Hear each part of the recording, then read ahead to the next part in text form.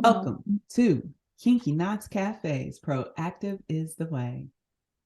Proactive is the Way is a podcast brought to you by two sisters who dove into the health and wellness industry, one planned and the other by fate.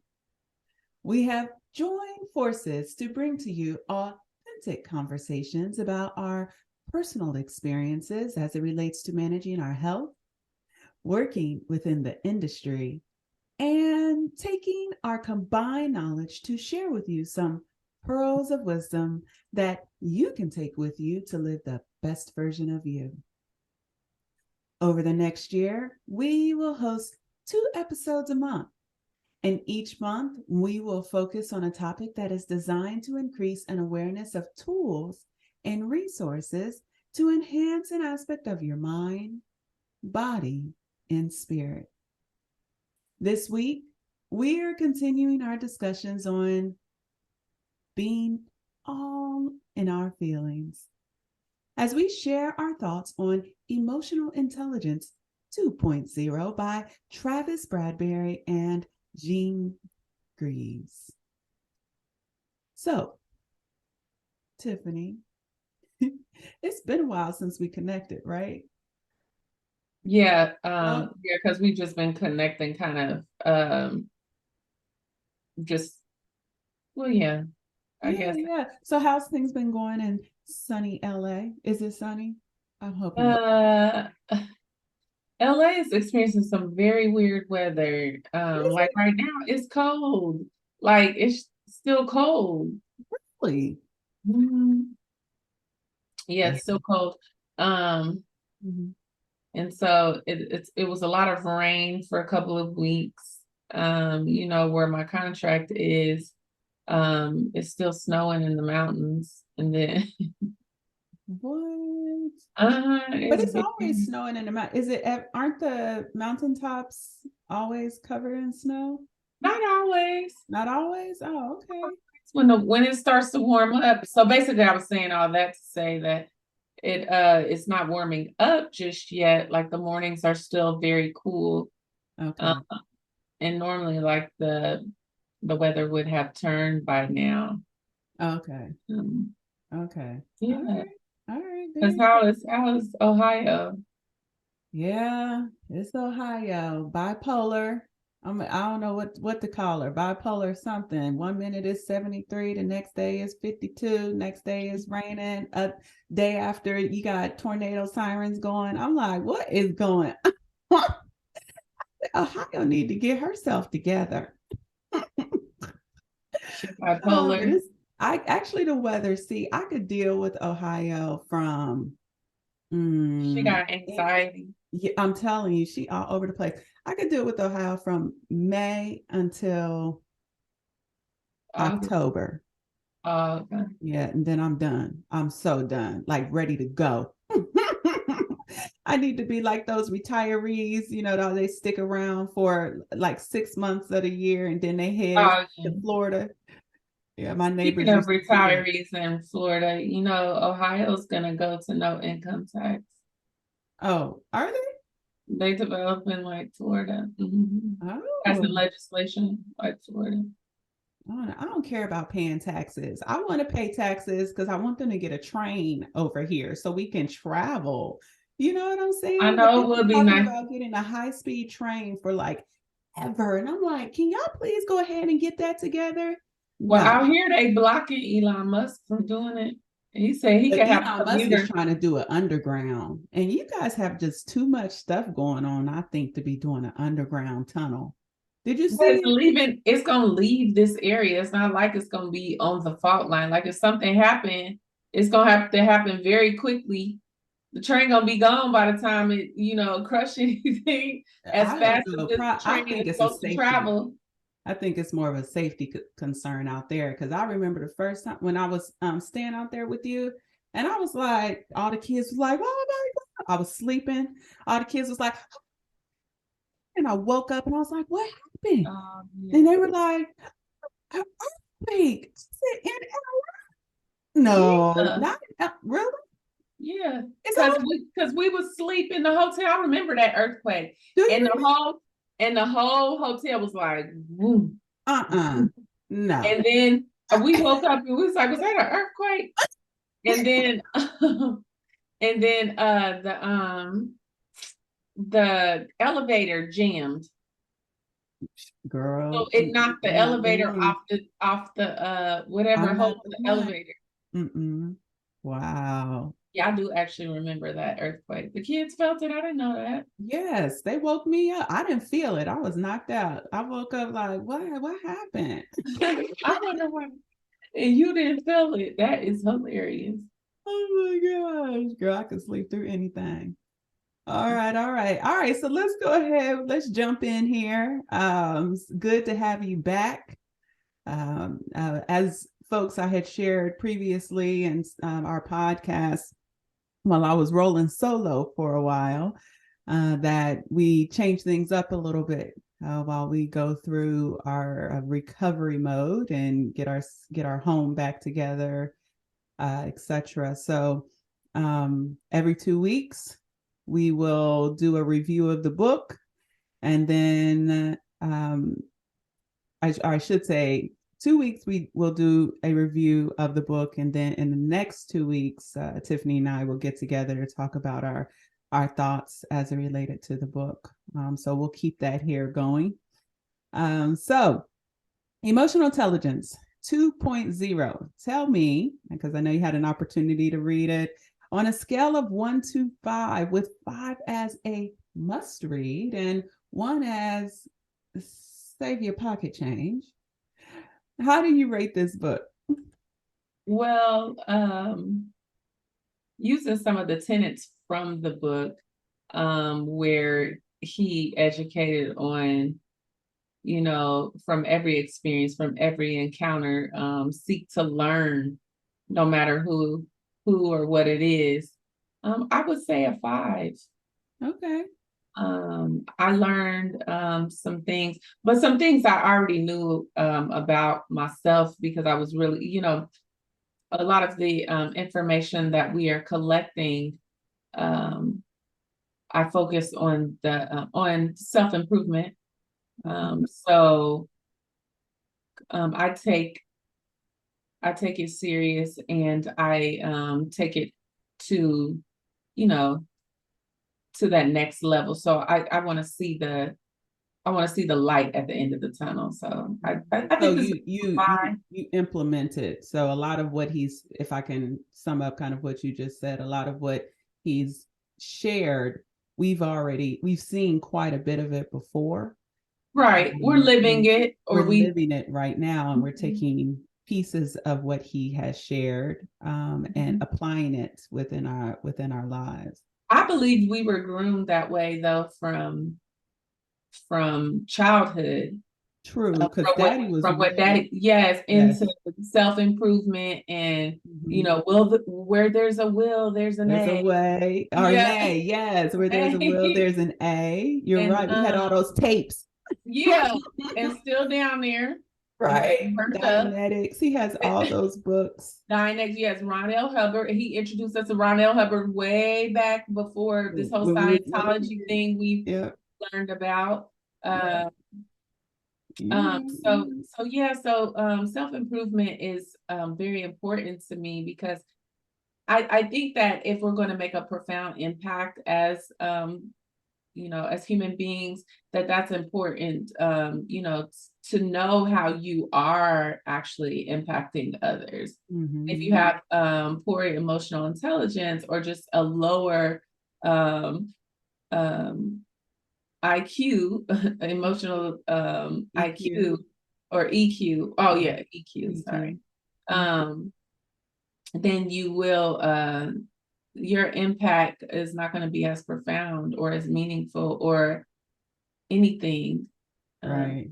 Yeah. I would say for me, when I read it, I was like, I gave it a 4 only because I wanted more.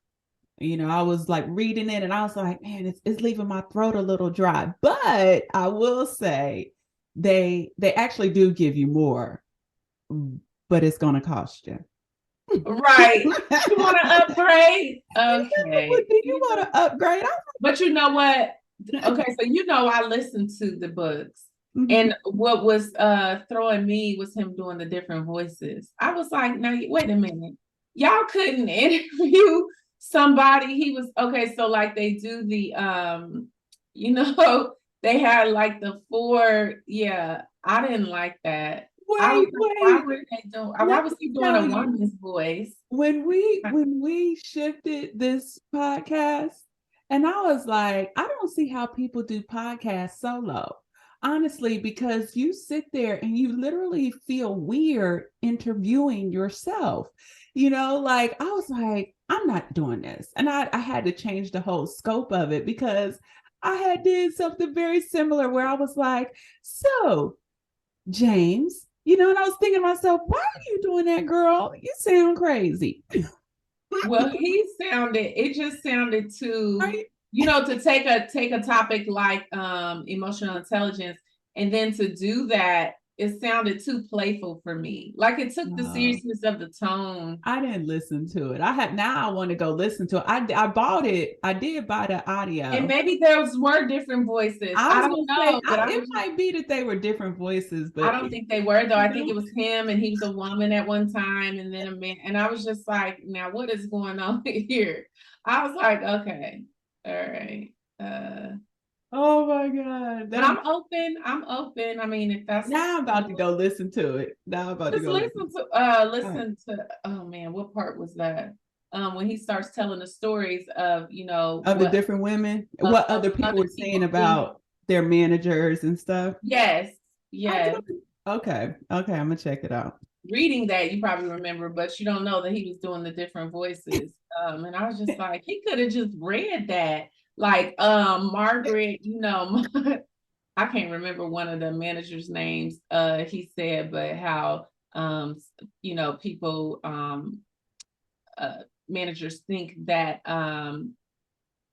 chastising an employee or correcting an employee in front of other people is going to motivate the other employees, when it actually does the opposite. Yeah. It actually demotivates them because now they're going to play everything safe, and they're not going to branch out and take risks. So he did a voiceover. And I was like, is this man doing different voices? Because I listened to this as I'm driving, and I got irritated. I was like, wait, why is he doing that when he could just read them on a butt? Maybe that was for added like entertainment, because maybe he thought it was getting boring. So like when you read to a little kid, you don't read what's on the page. You be like, and the Oh my God. All right. So let's go ahead and we'll dive into our first question here. I had wanted to know when did you start hearing people throw around this word emotional intelligence? And then how did you define it before you even read this book or learned about this book? Wow, it's probably been about 10 years now. No, I would say about maybe 5 to 7 years, because I didn't know what it was, of course, right? And I think that we're coming up with new concepts and new terms just to kind of broaden our broaden our reach with or understanding. Now we know how to or broaden our understanding. Yeah. Right. So we're putting words more to certain occurrences. So I think what I first learned about emotional intelligence was when I became a nurse, because I'm dealing with so many different people. I'm dealing with sick people, and they try you, right? They try every piece of you because they're ill, and they may say things. He talked about triggers, and you think about what are your triggers. And sick people say like sick things, like when they're really sick. Right. And so like trying to manage your emotions behind that. Like, so to truly be effective as a nurse, I had to, but people would see me like, and not with a patient, but just like with coworkers, I had some challenges with knowing how to speak, somebody not helping. And then I would, blow up about them not helping. Mm-hmm. And so then it was brought to my attention, but it was brought to my attention more of like, you need to show grace, you need to be more diplomatic. It didn't show up like, EQ. It didn't show up like that. Mm-hmm. Yeah, I was saying that so EQ or emotional intelligence, the whole principle, the whole notion of it, it has been around since the 1990s. So I think around that time, when I was around 13 years old when the whole idea came out. But the first time that I heard about it was actually in 2016, and it was so funny. I was at work, and there was an individual I worked with. We was standing in front of one of our coworkers' office, and we walked away from the office, and the individual said that we worked with stated, "Oh, this coworker has a low EQ," and I was like, "What? What are you talking about? What's the EQ?" I kind of gave her this blank stare, and she was like, "Emotional intelligence." And I was like, she could see in my face I was clueless. I said, in my mind I was pondering. I was like, what is she talking about? This first time I heard the term. And so she had recommended that I read the book Emotional Intelligence 2.0.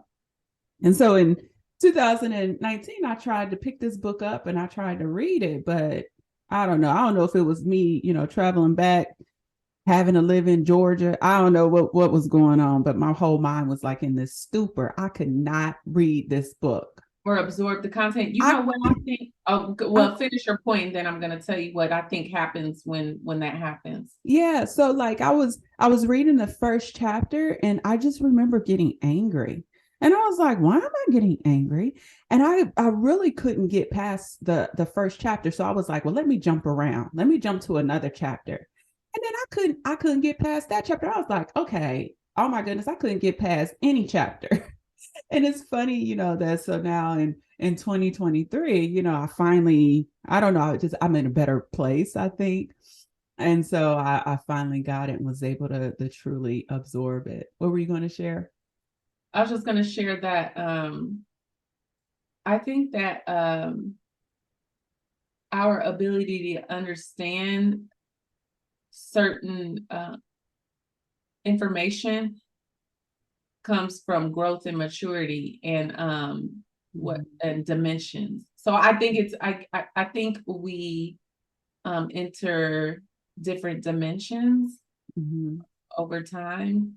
Yeah. Because I'm starting to notice with myself, like as I'm getting older, that I don't like certain things, or the certain things that I used to do, I don't want to do anymore. Yeah, that's very true, and it was. Or I'm not as attractive. It was about growth. Yeah, definitely about growth, and me just coming. Were you ready to grow?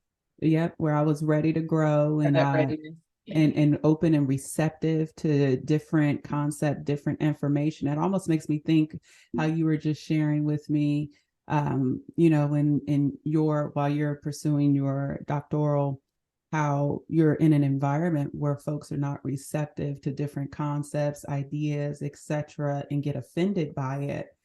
And it's so important that we take the approach of not taking everything so personal, but that just people have a different perspective, a different outlook, and a take on things. And it's not necessarily geared towards you per se, but it's just to help enlighten us so that we can take that knowledge, what works for us, put it in our pocket, what doesn't, right? Throw it over our shoulder like a grain of salt. And So yeah, now when you're in a better place, or when you are more open and receptive, you can absorb and digest without personal attachment to the information. So I truly agree with you there. So defining emotional intelligence. Emotional intelligence, essentially, for those who did not have a chance to connect with our book review that we did last week, I'm going to define it for you, and then we're going to talk a little bit more about it. So, emotional intelligence, it is your ability to recognize and understand emotions in yourself and others, and your ability to use this awareness to manage your behavior and relationships.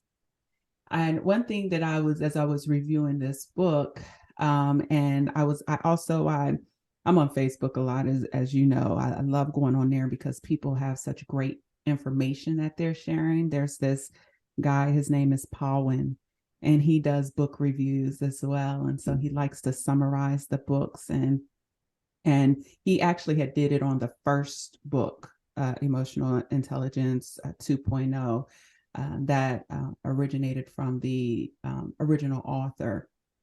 But one of the things he was sharing about all of the different impact, how emotional intelligence plays into impacting so many different aspects of our life. And it's really interesting because emotional intelligence, it depending on what spectrum you are, it really can impact in a positive or a negative way our intentions, our consciousness, how we connect with others, and even within our jobs. And if we don't learn how to understand and effectively handle our emotions, we will find difficulty in navigating this experience that we're all going through called life. It truly does serve as a catalyst to our success. So tell me this, how do you view or manage your emotions? Well, I mean, you're my sister, and But you're in different environments. Like we have a family environment, we have a work. And that's what I was just getting ready. That's what I was just getting ready to go towards, is that in different environments, there's I have a different way. So that whole cliche about people have many different faces is very true. Because I feel in a work environment, I'm much different, like with managing my emotions, which would be, of course, right? Because you're not gonna go on no job with some of the antics and some of the outbursts I have in a family environment at work. They'll be like, terminated. Right. You now have no job. But I have actually had outbursts on a job, and it resulted in nothing but just, probably just I probably maybe decreased the lack of respect that my peers might have had for me, because they saw me explode. So it somehow erodes their perception, their view and their trust in you that they may have had, but really their perception of me. But yeah, if I am being honest, I am a very emotional person, especially when it comes to something I'm passionate or I believe in. Like I just can't let go of the belief, because something for me, I work, because I am so emotional. I kind of work off of the energy of my emotions, and if I hold a belief to be true, then the truth for me, I guess, drives like my emotional response. So anyway, I am, for me to answer your question, I do not manage my emotions as effective in my relationships, like my personal relationships, that I do in my professional relationships. If I had to, right. provide a comparison. And we'll get to talk about that a little bit more as you share your scores, or you don't have to share the scores, but just the areas where you found when we took so there's a quiz, folks. If you picked up the book, it's not really a quiz, it's a survey that helps determine where do you fall on that emotional intelligence spectrum. And they essentially do an evaluation to develop your emotional quotient, or your EQ score. And so we'll talk about that in our last question when we talk about development. But for me, as with regards to managing emotions, I view or manage. How do I view or manage my emotions? I feel like I manage my emotions pretty well, and I do this, I think, primarily because I tend to hold my emotions in, which is not a good thing sometimes. I don't think it's a good thing at all. Yeah, because I think that's the reason people have high blood pressure. True. That's my take. But I don't hold it in for the purpose of blowing up. I hold it in because I tend to build patterns of behavior in my mind. So when I'm dealing with people, I try to determine, is this truly who they are? Or is it in this moment that they are like that? So is it the particular environment? Or is it like, this is how they always are? So I'm holding that data in to build patterns of behavior. I'm just constantly taking information in about my environment, the person. I'm going through assessing and making sure that I have enough information about them to help manage our relationship or interactions with one another. Now, I'm not always effective at that. Sometimes I do have some blow up moments, but more so with my family. I don't think I have ever blown up at work. At work, no, at all. I've never come out even when I remember when our CTO, we were standing in the aisle, and he went to the wrong office. And I told him, I said, sir, I said, listen, you have to go to this office for these particular events. I think we were doing severances. And he was like, in the middle of the floor screaming. And I just looked at him and I said, the information was in your meeting notice, and walked away. Like, you didn't read, you know what I mean? Like, you didn't read, don't take it out on me. Right. So I've always held my composure in those type of environments. But I'll tell you, at home, you and I, right? But that's that sibling love. We be blowing up at each other, and then coming back the next day like, hey girl, like it never happened. Which I think is a beautiful thing, because you it's just in a moment, and you have feelings, etc. And you don't I think for me, I don't want to have emotion. Some people gosh, what is the word? Some people enjoy, let's just, for lack of a better term, some people enjoy having emotional outbursts in front of other people. I don't enjoy that. I don't enjoy that. Like, when something is getting under my skin and my flesh is rising, I do everything possible to suppress that feeling so that I don't make the wrong decision, because I do feel like when you have emotional outbursts, you're going to make a wrong decision. You do. And then when you do, like, to undo that is so hard. It's so hard to undo that. That's why. But people think, I feel like, because I have my own mindset, because I'm an independent thinker, I don't really require you to believe in what I believe in. And now that, like, I'm working on my doctorate, and it's more about like evidence-based, like how everything is evidence-based. Mm-hmm. Now I'm able to back up the things that I believe in, like with evidence. So I'm just like looking for the evidence so that I'm not using conjecture, that I'm not just saying things just because that's the way that's just what I believe, or just my perception. I'm gonna add just so that my thoughts and my views do hold power. I'm gonna provide you with, oh, this is why, I believe, what I believe. And if you want to believe with me, then that's fine. But if you don't, I'm trying to show you, how to be effective. But I said all of that to say nothing. I I forgot why I was saying that. I was saying that because what was your original question? Sometimes I go off on these tangents.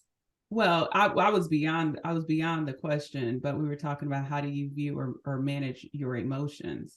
Yeah, but yeah, I don't like to have emotional outbursts. That's what it started off of. Yeah, how I don't like to have emotional outbursts.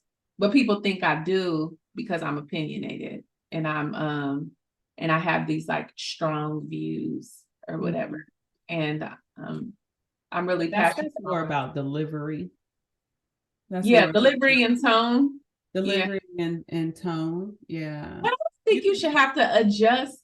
I don't think like for everything you should have to adjust your tone and delivery, because then that just like part of that is just like personality. Like, so you want me to uproot my whole personality behind what I'm saying to fit so I don't offend you, or so that you can receive it. But how come you can't just receive it because it's just my personality? Like, it's not personal though. Like, I think in that book, what I really like, there was a comment by one individual who was talking about their colleague, and he stated, I said, now this guy right here is very aware, because he stated overall his colleague is a good person, has good intentions, but when he gets in a certain environment or feels challenged, etc., he becomes he shows his emotions in a different way. But it didn't take away from who that person was on a day-to-day, right? And I think when we have a high sense of emotional intelligence and a strong understanding of human nature, human behavior, we tend to be able to separate ourselves from that experience and not take it so personally. But once again, as I had shared, taking all that information and then making a determination as to, okay, is this person really like this all the time, or is this just a moment in time? So yeah, I kind of I'm in agreement to that to a point. I think it does depend on your audience, especially like when you're dealing with younger, like children or teenagers, because they just don't get that. They don't have enough understanding. And he uses an example like that about the tone. Yeah, tone and delivery is really, really important. But then especially with children. You look at someone like Eric Thomas. Did I say his name right? Eric Thomas, the author? Mm-hmm. Like, he is rough, right? Right. And he was not willing to change that, to adjust that for anybody. Either you get what you're gonna get from what I'm saying and from my delivery and from how I'm dressed, because this is me, or you just don't get it. Like, this is not for you. It's not for you. Yeah. And so that's where I was like, because when I listen to him, I'm like, man, he sounds like he smokes cigarettes. About the tone of his voice, but but yeah, he does have that type of raspy voice going on, but he just sounds really, even his delivery, his tone is very is, how do I want to say, I take it as passion now, because I look at it, this is who he is. But you have to be that individual to have that understanding where you just really truly assess someone's true personality versus perceiving, right? Assuming that they are, that assume positive intentions versus negative, right? All right, so let me ask you this. We're not taught that. Huh?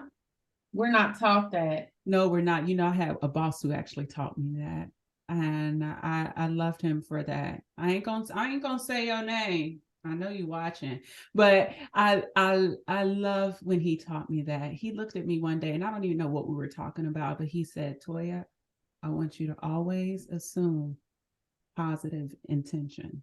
Now, you know what? Was this Mhm. person, now I have a thing on that, and this may have no evidence, Mhm. but I think that different groups of people would have a better handle on that, or they'll have a better understanding of that dependent upon their experiences. But Blacks, okay, and not to make it a racial issue, but Blacks would find that harder because of all of the offenses they have experienced. That's very true, and the passive aggressive behaviors that come Yeah, along with that. yes. I think that, that's, I mean, it sounds good. Mm-hmm. But Is I it don't think, reality? you know how I spun that. How I spun that is whether or not they truly intended to be positive or negative. Whether or not, find the silver lining in the experience. Right. Whether or not they took it and it came across to you negatively, position yourself so that you accept it in a positive manner. Okay. And so I can that's, accept that. you can accept that. So that's what I tend to do is when someone comes at me and they, say something that I'm like, man, I really don't know what their true intent was. I always ask myself, well, how can I take what they said and help it to benefit me? Okay. How can I take, even though you might have meant to be negative, I'm about to flip what you just said to me and I'm about to find a way to use it positively. Right. So not necessarily about who you are, what you do, and what your intentions are, but who I am, what I do, and what my intentions are, right? Because if we get into that habit, I'm telling you, trying to understand people, where they coming from, etc., girl, you be sitting up there all day, mulling in your feelings. It'll be like trying to read King James New International Version of the all them different interpretations. All the different interpretations. What is it, 333 different denominations, trying to read all, yeah, no. So you have to, and that's why it's always so good to do your own homework, do your own research, analyze situations yourself, come to a conclusion yourself, and then get different perspectives to help to determine as to whether or not how did I view this, how do others view this in the mainstream, etc. And this is more so just not that you have to change necessarily unless it's something that truly needs to be changed, but so that you can grow, right? So that you can grow. So my question: do you believe that your behaviors are susceptible to cultural influence? Absolutely. Mm-hmm. Yeah. And absolutely they are influenced by culture. Mm-hmm. Do you have Now, an example? expand on that. That's what I was trying to think of, was an example of how that applies. And it's dependent upon the culture, right? Because there's so many facets of culture. Like, are we talking about like an environmental culture?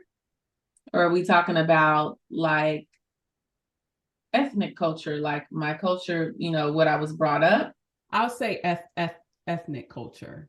Yeah. So absolutely. Your And immediate. it's gonna evolve around the experiences. But we, like we're from the ethnic group of,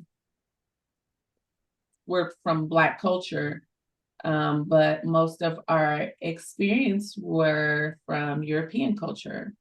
And then don't forget, there's American culture, there's our suburban culture and our urban culture, kind of all mixed. So how did that influence like this point we are at right now? This point of emotional, I don't want to say fortitude because I don't have that. But the our emotional place we are right now. So, you know, a lot of mine, you already know what mine is driven by.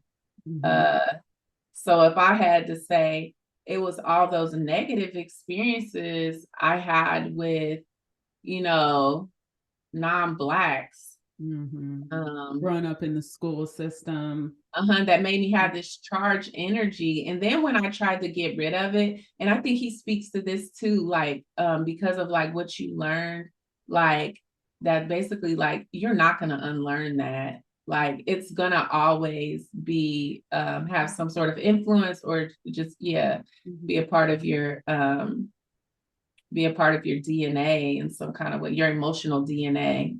That's my term, so no one can use it. I just made that up.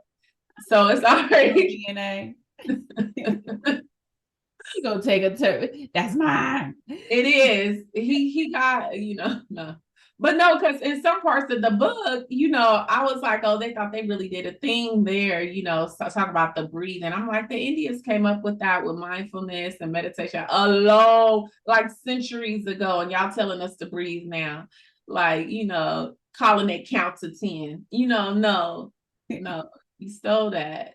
Everything's been stolen. We're sitting. I call it borrowed.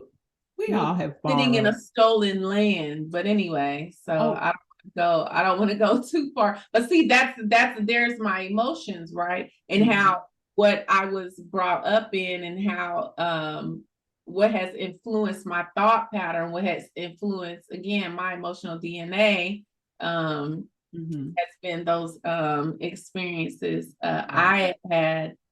And I don't like that. I don't particularly care for that. Those experiences that I had either. I don't think it made me strong. I don't think it made me weak. I don't think it made me strong. I think it made me real, reflective, and okay. Yeah, it all depends on how ingrained you are in your culture, right? And like you said, your life experiences. I truly believe that. I look at myself when I think about my cultural background and looking at it from growing up in Trotwood and how we, our whole community was, I think our whole community was African American except for one white guy across the street. You remember the white guy? I was like, but it was. I don't remember him, but. I said I don't remember him, but. You don't remember him right across the street? Not next to Herman. One up. But anyways, so his house was like the lightest. Where your friend lives now, I think. They lived in that house? Yes. Ryan lives. Yeah. Oh, those were white people in that house? Yes. I remember. I believe so. But anyway, so we lived in a predominantly African American environment. But what was interesting is I think because of the institutions we went to, right? Because we grew up in Catholic institutions. I became ingrained in so many different cultures. I remember going to, bar mitzvahs. And, oh, yeah. I used to get so jealous when you would get invited to bar mitzvahs because it sounded like something so fun and so rich. And I was like, I want those kind of friends that have those kind of parties. Yeah. So, and I had Indians in my class and white, Black, it was just I lived in a multicultural environment. And so from my perspective, I grew up, I was really ingrained into many cultures. So from my perspective, I have a multitude of influences. And I think what I ended up doing was just purely out of respect. I find that I tend to attune my behavior based on the culture in which I interact. So my behaviors are definitely susceptible to cultural influence, purely because I want to be respectful. I think we all are valuable. We all, different cultures bring so much to the table, and they really help to define who we are. So and I like that. I like all the different experiences that I have garnered because of those influences. So, if you had to ask your colleagues to describe their experience working with you, and I think you provided an element of it earlier, but you provided it from the point as to how you are within the work environment. So I can only assume what they may think, but share with us, how do you think they would describe their experience with you? Honestly, I've already had like unsolicited responses to this question from coworkers. So one particular coworker I was working with in corrections, just one day she just decided to give me feedback that I didn't ask for. It's very positive. She was like, "You're literally one of the sharpest nursing professionals I've ever worked with." She's like, "You're very," sorry, I dropped something. She's like, she was like, "You're on point. You really care," just giving me a lot of feedback. She never, alluded to anything about, my communication or, my relationships with others. But from that, I mean, that gave me my continued drive to, do what it is I feel like has been embedded in me to do for vulnerable or marginalized populations. But yeah, I've received feedback. Actually, you know what? My mentor, and I call him my mentor. I don't think he knows he's my mentor, but I just call him that because I think people want to associate everything with age. So so when you say mentor, and he is older, I don't think he's 65 yet, but he just will text message me. Gosh, I want to read to you what he says about me. He gives me such good information, and I don't even have to ask for it. He'll just decide, like, and it's always timely, like because I know I was feeling depressed, because up in the mountains, like, to me, like, I'm glad people enjoy that isolation and that solitude, but I don't. Like, it's not for me at all. That ruralness and going for miles and not seeing anything except like cows. Now the cows are beautiful, like the animals, because I love animals. That part is beautiful to me because, like, in my head, I'm visualizing, like, what are they talking about? Like, what do they do? Are they going to sleep standing up today? Like, I really be worrying about all of this as I drive by them. But at the end of the day, like, it's depressing to me is that people live out like that or feel like they have that need. Well, whatever, that's farm country. But anyway, and his message was so it was so timely. Dang, and I cannot find it. I was going to read it to you to let you know, just to, kind of give that evidence, right? Because see, I like to provide evidence. Yes. That that my coworkers overall think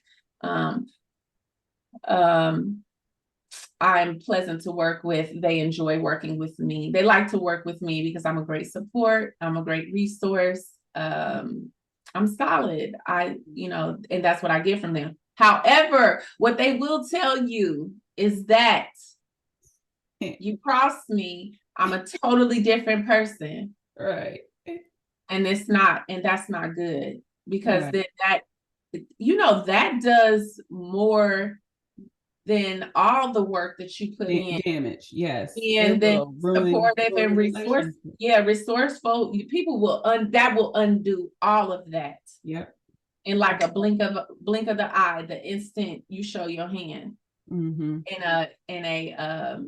It could be a destructive in an gosh, what is it when you don't control your emotion and unemotion in a too full of an emotional way. You do that and you're gonna lose some people. Right. Yeah. Because people baseline are fearful. Mm-hmm. And so if you're dealing with a lot of people who deal with fear, or who deal with post-traumatic stress, or they have their own mental health issues or things like that, and then a person like me, who I'm thinking, I'm just being strong. Mm-hmm. I just have a very strong view. It could be intimidating. It could be demotivating. It can turn people off. Mm-hmm. Right. But yeah, I think overall the sense of me is effective, and I get that sense. Why? What would you say your coworkers would say about you? But you haven't worked with a coworker. Yeah, I haven't. Well, I mean, I work with coworkers now for the past 2 years, but we're remote. So our connection is via the internet. Telecommunication. That's a different. It's a different ballgame, different environment. I don't have to deal with you on a daily basis, right? Well, that's not even the thing. You can't really tell somebody's emotions. I mean, even on Zoom, like I'm disconnected. I don't. It's kind of like with my because I'm my ESL patients. Right. I'm not connected. I don't know enough Spanish for you to make me angry. You know what I mean? Like, right. I feel nothing. Like, they get angry and they're like standing there, and I could see like from their body language, but it does nothing to me. Right. Like, it doesn't register. It doesn't provide any type of energy. Because I had a lady do that to me yesterday, and I was just sitting there like, I have no idea what you're saying. And until the translator tells me, and the translator is not going to tell me exactly what you're saying. So it never, very neutral. No, I have very little confrontation with any of those patients at all. Right. Don't feel confronted about anything. And I know I'm getting confronted, but it doesn't a language barrier, right? Right. But but through telecommunication, like, I think that is what you have, you're at an advantage. Like, I ain't about to get upset. And I don't. Yeah, I don't. How? It's very difficult. But when I did work in the office environment, I will share, because I stopped working in the office environment in 2017, actually. Wow, that's been some time, 6 years. Since then. But even then, one of the things that my managers used to always say to me was that, Toya, you are always calm, cool, and collected. You know? I say that about you to people. I was like, I wish I could be like her and my dad. But I'd be so ready to fuck something up. Oh my God. And I'm like, where does that even come from? Well, you said your experiences being. Well, yeah, I know, but it shouldn't. I don't know. It's just like, well, y'all had the same experience. We did, but I was not as vocal. I didn't even when individuals were demeaning, etc. I just told on them. Girl, I the authorities. Shit, I am the authority. What? I said, shit, I am the authority. Fuck telling the authority. I am the authority. There's nothing wrong with that, but I was always the one like, I'm telling it. I'm telling on you. You need to learn how to behave, right? Because they're not gonna listen to me, and I'm not about to get myself all panties in a bunch, I'm not about to lose who I am, in just because you are who you are. No, I'm not going to do that. And I was okay with that. That was just my approach, right? But going back to what my bosses stated with regards to the fact that I'm always cool, calm, cool, and collected, is that they appreciated having me around, because a lot of my bosses had really high level of anxiety. And so when their anxiety was elevated, I was the one, always kind of seeing the bigger picture, kind of assessing my environment, equalizer. gathering, huh? You were an equalizer. Yeah, kind of, yes, that's a good word. Equalize the environment, if you will, to make sure that everything came together nicely. So from my perspective, I was, the one organizing, cleaning up, just making sure that in the end, anything that we did, all was seamless and smooth. And I'll give you an example. We had a training, and I had one of my colleagues came in, and I thought she was supposed to be the one putting together the training room, etc. And it was like at the end of the day, and I was waiting on her. I was waiting on her to come get me, to tell me what we were going to do in terms of layout, etc. And it was interesting because the head of the department called me, and she was like, is everything done? And I was like, no. I said, I'm still waiting to know what I'm supposed to do, because I was fairly new. They were seasoned. They were supposed to kind of guide me through. And she went off, and I was like, okay. So homegirl, who I thought was supposed to be putting the training room together, didn't show up. So I ended up doing everything myself. And the next day, everything was perfect. The training room was set up beautifully. I actually took a picture of me with my legs crossed. I think I had on like a bracelet. I have it on Facebook where my legs are crossed, and I'm like, done. But I came in and I just did what I had to do, but I was trying not to step over people, right? I was trying not to step on people's toes, etc., if that was supposed to be their responsibility. And so I made it happen. So yeah, calm, cool, collected. I've always been that way.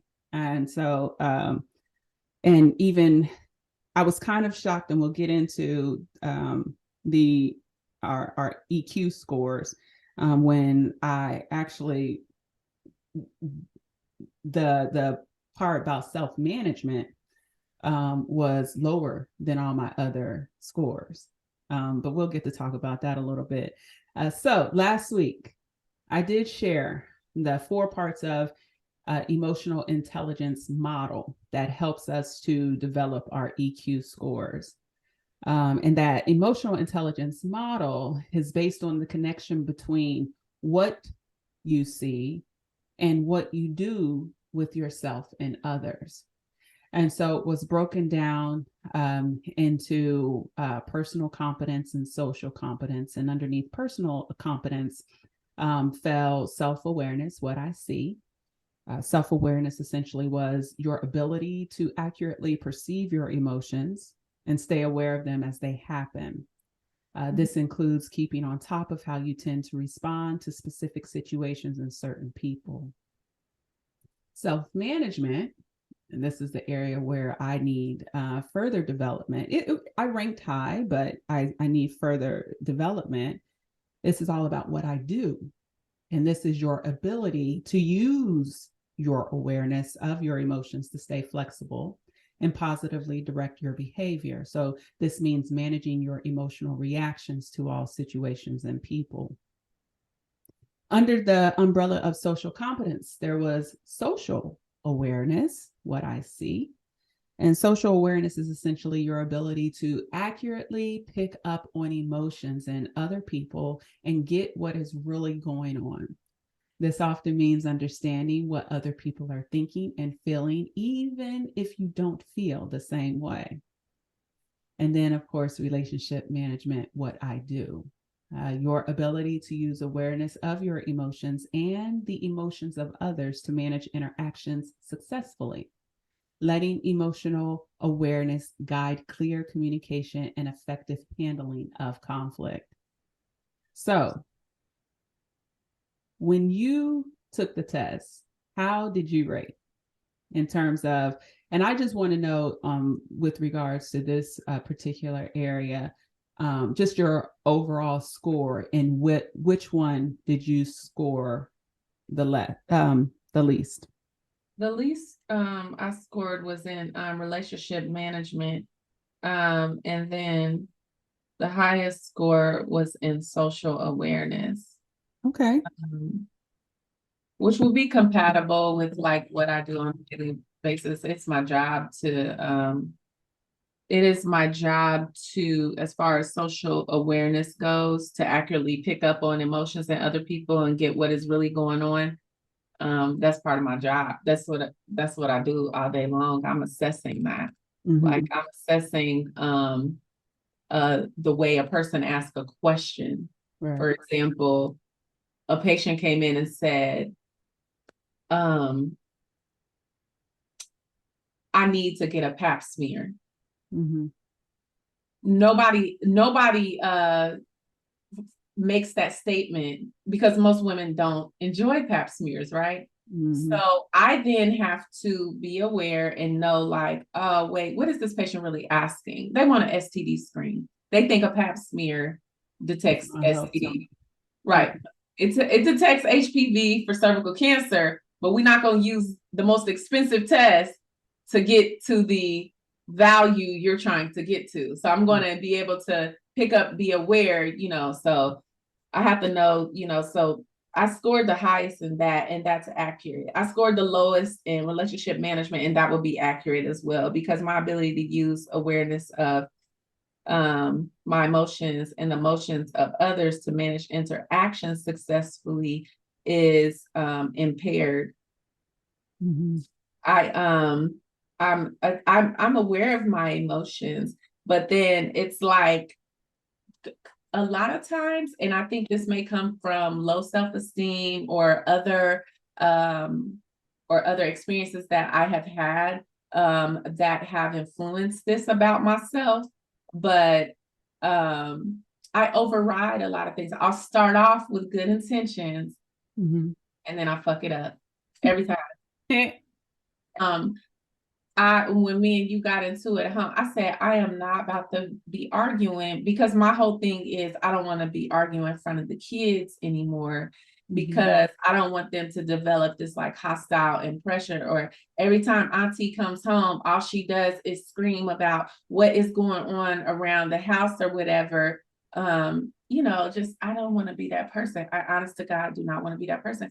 But I said that to myself, and we get into an argument, and here we go, throwing up. No, not here we go. Here I go. Because I'm gonna take responsibility for me. Here I go, adding. Well, I felt triggered.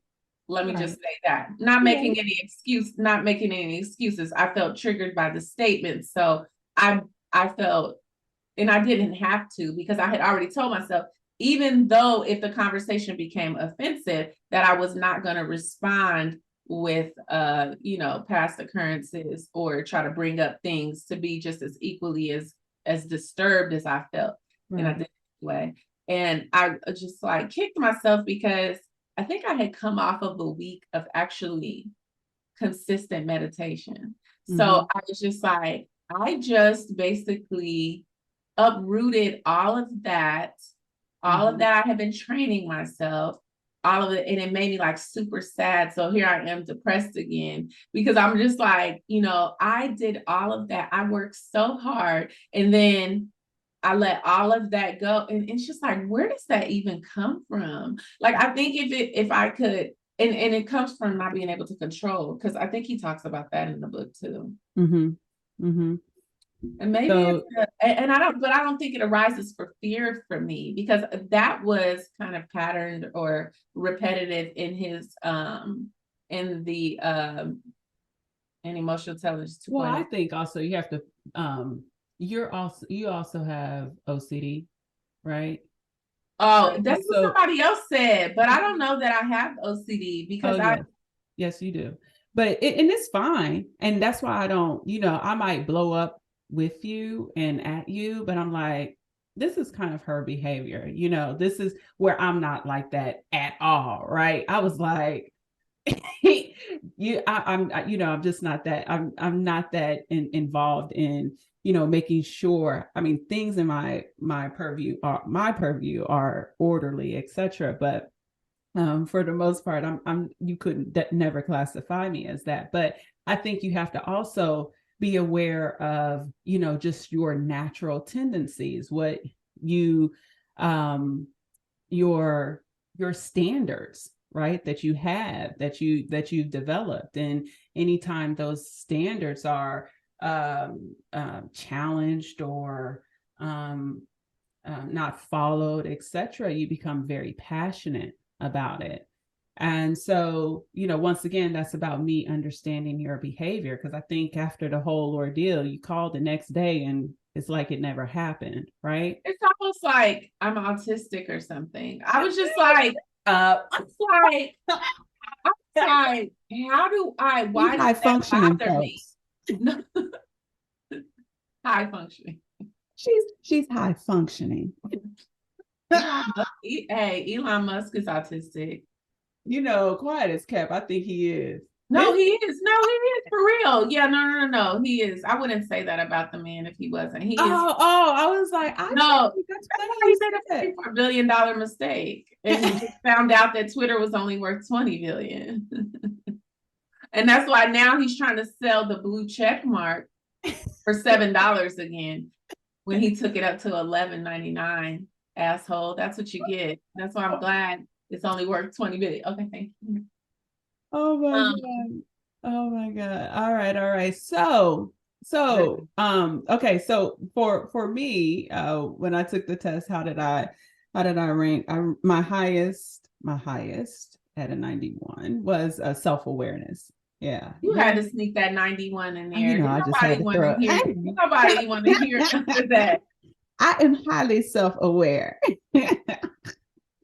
And then my lowest score, it was still high, as I shared, but it was self-management, my ability to use awareness of my emotions. And so for me, I don't know, I was kind of torn here, but it was still high. So I didn't, I just looked at it as an opportunity for growth. And that's how they want us to look at this particular survey, not as a definition fully of who we are, but how do we take this information and help to continuously develop ourselves?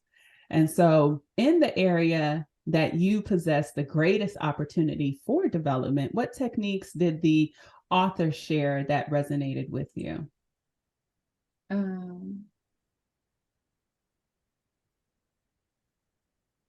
What techniques? Well, okay. I think yours is relationship. Wait, I'm sorry. Repeat the question again. Yeah. So in the area that you possess the greatest opportunity for development, what techniques did the author share that resonated with you? Oh God. Let's see. So mine would have been for relationship management, because he wanted us to start with the lowest. To that'll be the first one you work on, right? Yeah, the lowest score.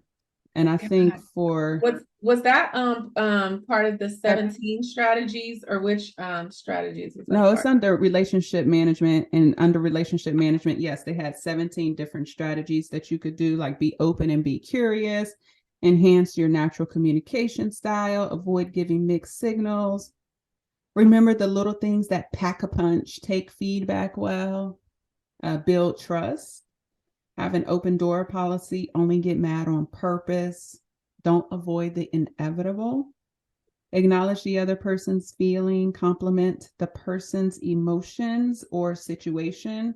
When you care, show it. Explain your decisions, don't just make them. Make your feedback direct and constructive. Align your intention with your impact. Offer a fix it statement during a broken conversation, or tackle a tough conversation.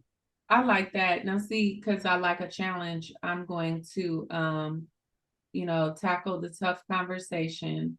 I'm going to the strategies I plan to use is tackling a tough conversation. When I care, I'm going to show it. Mm-hmm. Um,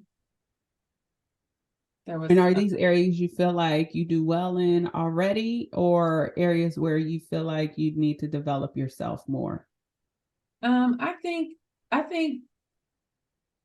in relationships, persons I interact with could benefit more from me.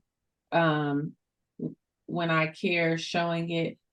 Right now, my most demonstrative way of showing that I care is like providing a gift, and I don't necessarily say it, but I don't know if I don't necessarily communicate that verbally, because I don't necessarily want to hear the rejection. Like, nobody's going to reject the gift.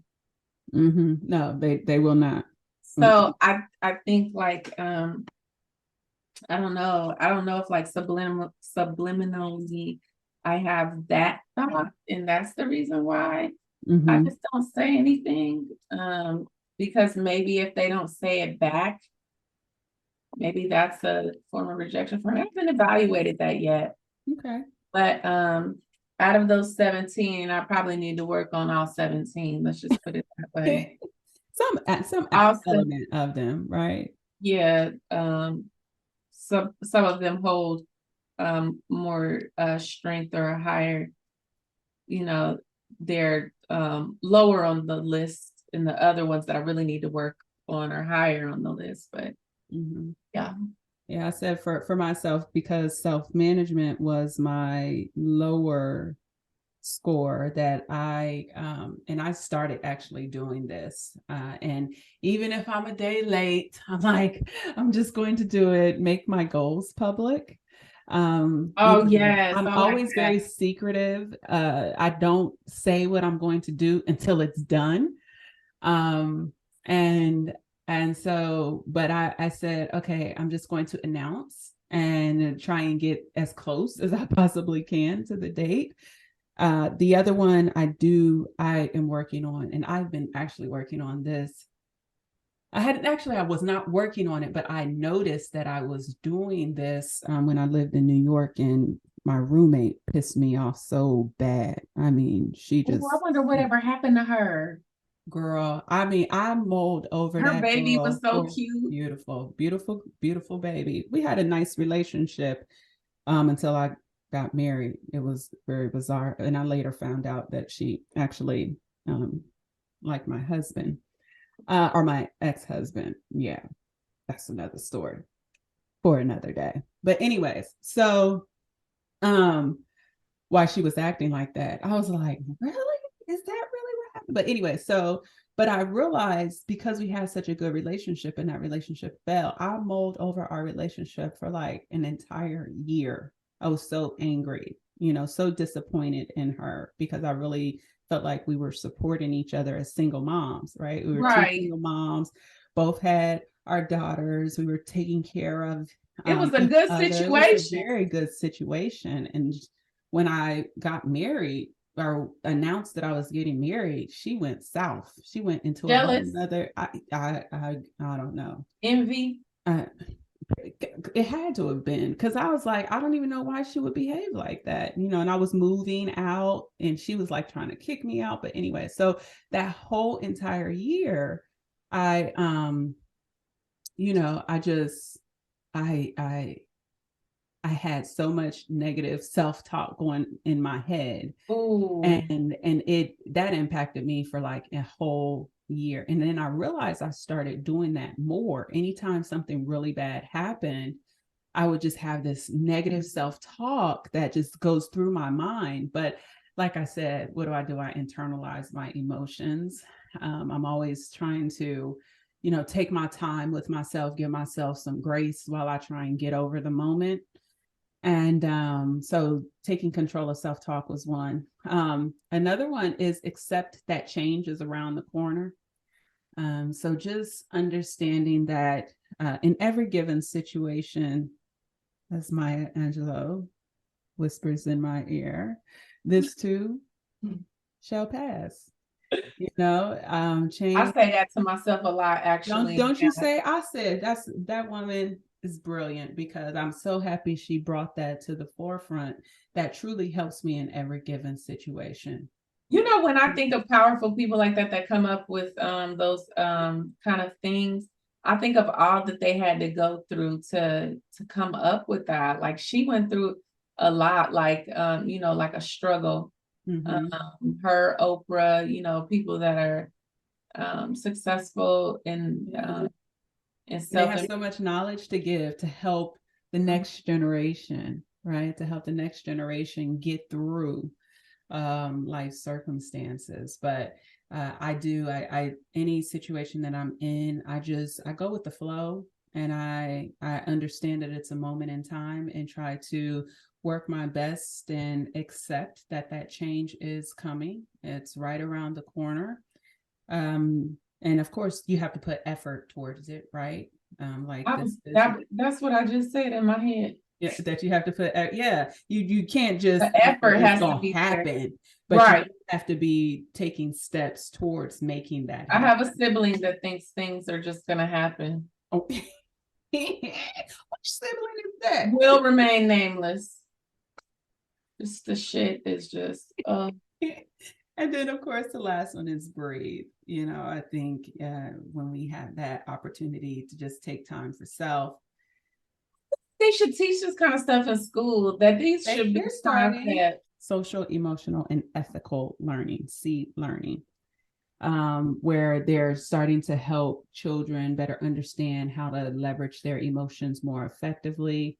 Because, for a long time, we've been using religion as the basis to guide people. And as people are moving away from the idea of religion, they're trying to make sure that in addition to having that spiritual component, in addition to, the books that were brought here to teach, that folks know how to implement those teachings more effectively.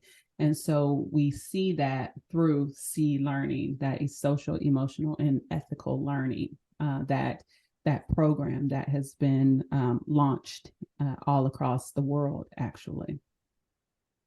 Did you have anything else you wanted to share? No, I don't think so. All right. Well, hey. All right. So, of course, we never conclude without sharing. Here you go. Oh my God, you are the worst. We're gonna be lovers of music, and you always forgetting the music. My song, I know. All right. Well, anyways, guess what? I got you. Thank you. That's what sisters are for. That's what we're for. So we are lovers of music, folks. It seems like I'm more of the lover. Actually, I just like researching. It's so fun to try and research. Oh, you know what? That's what I said. I was in the break room at work yesterday, and when I walked in, it was a thing of radishes because we're supposed to have Chipotle. But I was like, I looked at everybody around eating, thinking it's Chipotle. I think they thought it was Chipotle. I said, y'all, this is not Chipotle. I said, this is some other Mexican, spot they got this from, because a rep had brought us food. The rep for that stupid Dovato commercial. But anyway, that's a whole nother story. That stupid HIV pill commercial is on my last nerve. Anyway, so they brought us food, big old thing, radish. So I come in and I was like, woo, I love radish, right? Yes. Okay, so I eat them whole. They so good. You got me hooked. But guess what? Because they're so spicy, it tastes like something. I don't know. So I've been eating them with cucumbers. You're not even supposed to eat radish and cucumbers together. So while I'm standing up giving a whole research dissertation to the whole break room about radish and cucumbers, and then at the end, so I don't feel stupid, I always say this so I don't feel stupid. I was like, oh, I'm just building a book of useless knowledge. I love to research. I was like, but you shouldn't eat radish and cucumber together, because radish are packed with vitamin C and antioxidants, and cucumbers are packed with the enzyme that lyses vitamin C. So So all of that, you just undid it once you eat the cucumbers. And when I tell you I ate a whole bag of cucumbers, a whole bag. I was like, so literally, no particular. And when I couldn't meet with you that last time, I was like, I need to eat better, even better, because never in my life have I kept a cold over 1 or 2 days. I literally just got rid of that I was suffering with when I told you I can't do this thing. My throat was hurting and my nose felt plugged. Wow. It wasn't COVID, Monday was the last time I had symptoms. Wow. Nose profusely running. Huh? It wasn't COVID? Mm-mm. Oh, you didn't? Okay. Well, I don't know if it was COVID. I don't test myself. Oh, you didn't test yourself? But I didn't have a fever because, COVID come with a fever. I had COVID. I didn't have a fever, though. You didn't? Are you sure you didn't have a fever? I had drainage in my nose and my throat. Very, very bad. I mean, and I was at work like, excuse me. Well, see, mine went like that. My nose just kept running, and I was just like, what is this? Like every 5 seconds, I was blowing my nose. I was like, this is disgusting. I was so disgusted at work because I don't like to be at work doing that because I already washed my hands. So I was double washing my hands, pumping the hand sanitizer, doing this, and then going back. Couldn't remember if I had pumped the hand sanitizer, so going back, doing it again. You can see my cuticles. OCD. I mean, I know. You know what? I do. You know what? I do have OCD. I do. You know why I just thought of? Because when I'm in the shower, I do the same thing every morning. If I don't pump the soap 7 times, I don't feel clean.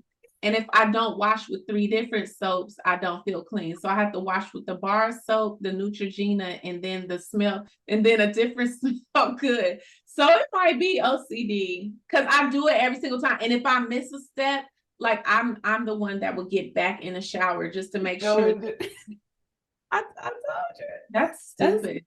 But that's why I sit here and I literally did that to myself though. I did that to myself because I made that up. Because that's not even true. And I know it happens gradually. You don't realize that you do it. It just starts happening gradually. And then you're also in an environment. Don't forget your environment requires constant washing, constant cleanliness, right? So your environment also attributes to how you manage yourself. But all right, folks, sorry we got off on a tangent. You know how we do. Always. I'm a tangential thinker. And just like the book, he said you don't put emotions in a good and bad column. I'm not gonna put my mental health problems in a good or bad column. Right. OCD, tangential. Yeah, hey, it's what works for me. I'm still works successful. For you. And when you're ready or you feel like you have to improve because it's now detrimental to your growth, then you work on that. But anyway, so what is the music choice for this week? None other than our title, In My Feelings by Drake. Kiki, do you love me? Right? Have you ever saw the video? Ain't that crazy? When we was younger, all we did is watch videos all day. I was such a couch potato. I can't tell you a video. If it showed up, I'd be like, oh, what's that? I don't watch them now, but it's good. It's interesting to get back into, like, when I do these trying to find a song choice. And but that one popped up and I was like, no, this is not Drake. And he had, in the video was so stinking funny because Felicia Rashad was she in it. Girl, she is in it. You gotta watch the video. And I'm just gonna say right now, Drake, you are not funny. That's all I'm gonna say.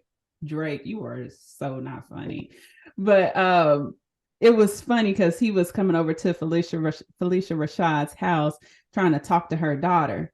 And, Felicia Rashad heard him outside and she was like, boy, you better get up off my property, trying to, holler at my girl, my baby girl. And something happened. He wasn't moving fast enough and he dropped something. He said, I can't see. I got one eye, some bull.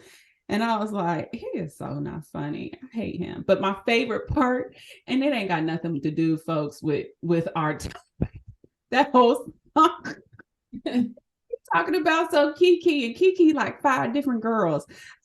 Who is Kiki? Which one is she? Okay. But my favorite part in the whole song was the girl rapper. God, what was her name? I forgot. She came out and she always be like, "What's your net worth?" All that other stuff she said beforehand, I can't say. But I was like, that's my favorite part of the song.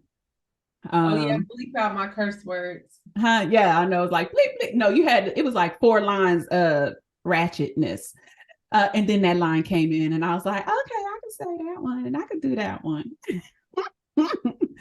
All right, you guys. Well, thank you so much for being here with us today. I'm glad to have you back, Tiff. This has definitely been fun. Missed you truly. Doing it solo is just, I know. I missed doing it solo. It's just not the same vibe. But I can do reviews. That's all right. I can still manage those. But folks, please join us in 2 weeks as we launch our new series, Get Your Mind Right.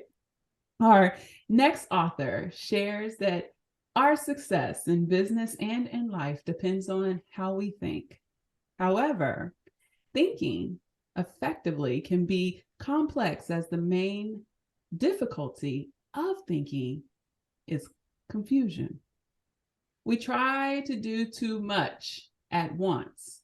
We have emotions going, information coming in, logic, hope, and creativity all tend to crowd in on us, where we end up juggling with too many balls. So join us as we highlight Edward de Bono's book, The 6 Thinking Hats. Edward is long recognized as the foremost international authority on conceptual thinking and on the teaching of thinking as a skill. We will learn how de Bono unscrambles the thinking process with his 6 thinking hats. We look forward to you joining us, and in preparation for our discussions, we have included in the description where you can pick up a copy of the book. To access all replays or learn more about Kinky Knots Cafe's Proactive is the Way, please visit www.kinkyknotscafe.com. Proactive is the way, my friends. Take good care.